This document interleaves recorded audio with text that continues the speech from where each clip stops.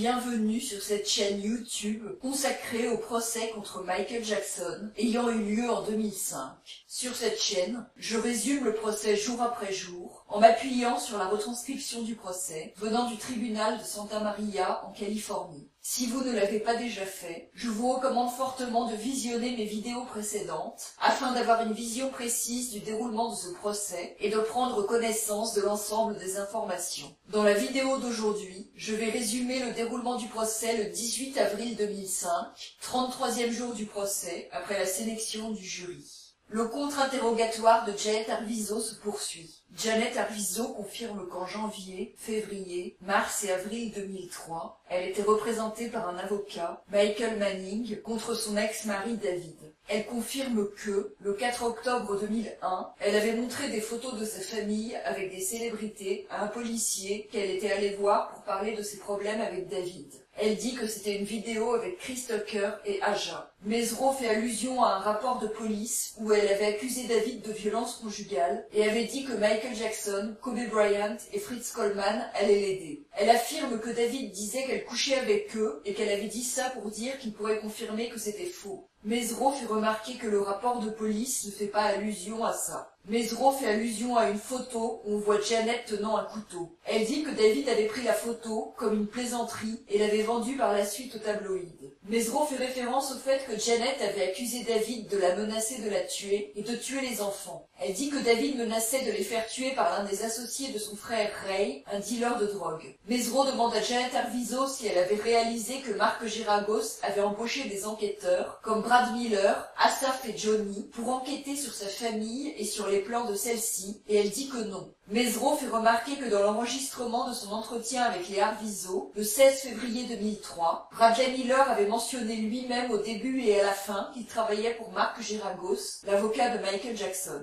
Janet Arvizo dit qu'elle n'y avait pas prêté attention. Janet dit que ses déclarations à Bradley Miller du 16 février 2003 sur Michael Jackson étaient sincères. Mesereau fait remarquer que Janet avait décrit Michael Jackson comme une figure paternelle pour ses enfants à Bradley Miller et comme une famille pour elle. Mesereau fait remarquer qu'elle affirme être sincère dans l'entretien avec Bradley Miller le 16 février 2003, mais affirme qu'elle répétait un texte écrit dans la vidéo filmée le 20 février 2003 et demande si elle a appris un texte en 4 jours. Elle dit qu'elle répétait déjà avec Dieter avant. Elle confirme que ses enfants parlaient sur scène du fait qu'ils étaient pauvres, mais nie avoir parlé à Jenny Masada ou George Lopez du fait que ses enfants avaient pris des pièces dans une fontaine, et affirme que ça doit venir de David. Elle confirme avoir rencontré des célébrités via Jenny Masada. Elle confirme que dans sa déposition pour l'affaire J.C. Penney, elle avait dit avoir déposé une demande d'invalidité de l'État parce qu'elle était dépressive, en disant que ça ne venait pas de son mariage, mais du fait qu'elle était triste de n'être personne. Elle commente « Je ne suis toujours personne ». Elle confirme qu'Aja Prior était présente avec son fils pendant l'entretien avec le département des services de l'enfant et de la famille. Elle confirme qu'Aja Prior avait ramené les enfants Arvizo à Neverland en voiture et affirme qu'elle était suivie. Elle nie avoir demandé les clés de la voiture de Chris Tucker à Aja Prior et dit que Devlin ne l'a pas fait non plus. Elle dit ne pas se souvenir avoir invité Aja Prior au carnaval au Brésil et lui avoir dit qu'elle était excitée d'aller au Brésil. Elle confirme avoir rencontré Carole Lamire dans une école de danse où les enfants Arvizo prenaient des cours, car un petit enfant de Carole Lamire y prenait aussi des cours, et confirme que Devlin avait séjourné chez elle.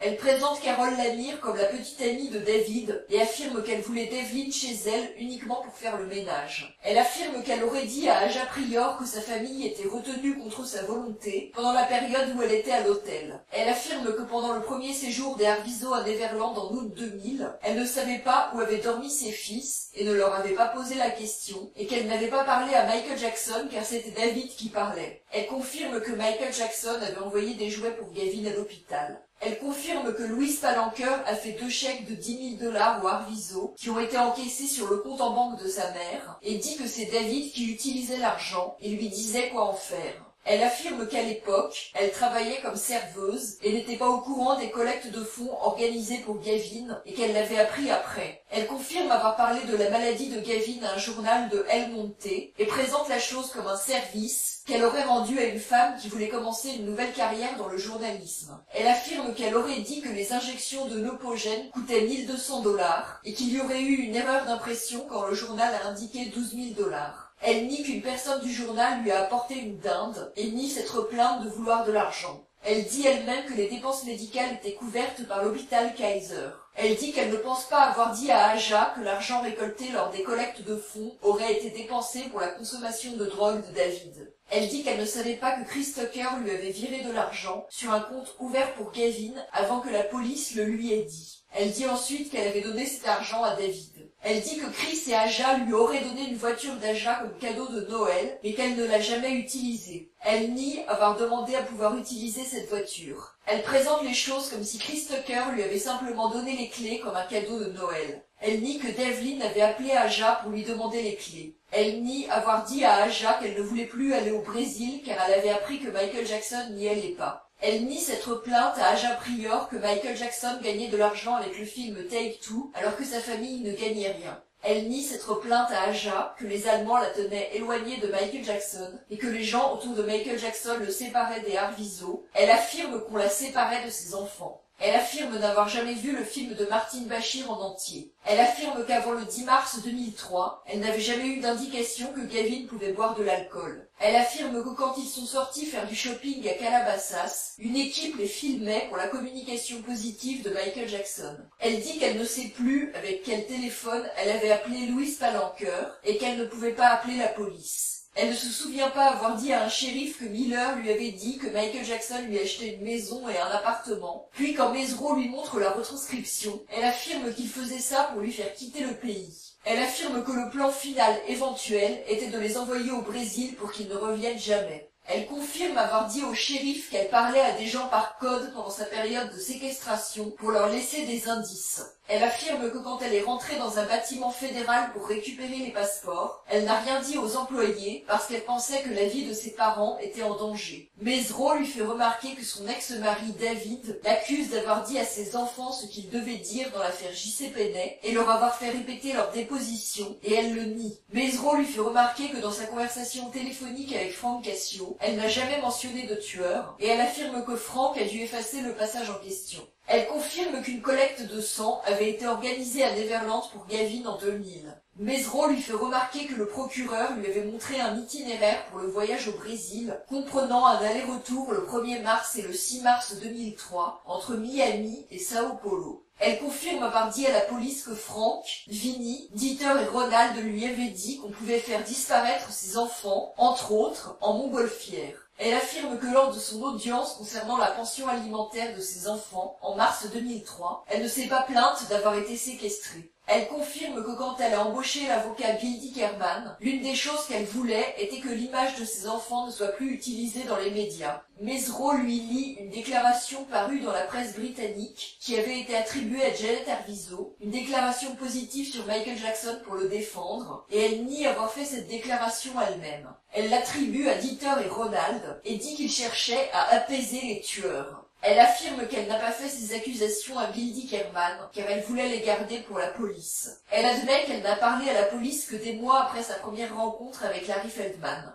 Elle confirme avoir signé des documents pour que Gavin et Star quittent l'école pendant le séjour à Neverland, mais affirme qu'elle faisait ce qu'on lui disait de faire. Mesereau lui demande si elle se souvient de Katie Bernard, une employée de Neverland qui l'avait emmenée se faire épiler dans un salon à Los Olivos, mais elle dit que non, et que c'était Chris Carter qui l'avait emmenée. Mesereau cite les noms de plusieurs employés de Neverland, mais Janet dit qu'elle ne connaît pas la plupart d'entre eux. Elle nie avoir dit à quiconque à Neverland que Frank et Vinny la séparaient de Michael Jackson et qu'elle avait des problèmes financiers. Elle affirme que la vidéo chez Amin Mosley avait été tournée avec Christian Robinson et qu'il leur posait des questions scriptées. Concernant le voyage en avion pour Miami, elle affirme qu'Elie Tabaski et Michael Jackson avaient appelé Chris Tucker et l'avaient impliqué dans ce bazar. Elle admet connaître Harlem Kennedy et que ses enfants ont suivi des cours dans son école de danse, mais nie que c'était grâce à une bourse par manque d'argent. Mesereau cite certains commerces et restaurants où les Arvizo sont allés avec Frank et Vinny. Janet nie avoir été dans un grand nombre de commerces. Concernant un repas au restaurant, elle dit qu'ils étaient filmés pour la communication positive de Michael Jackson.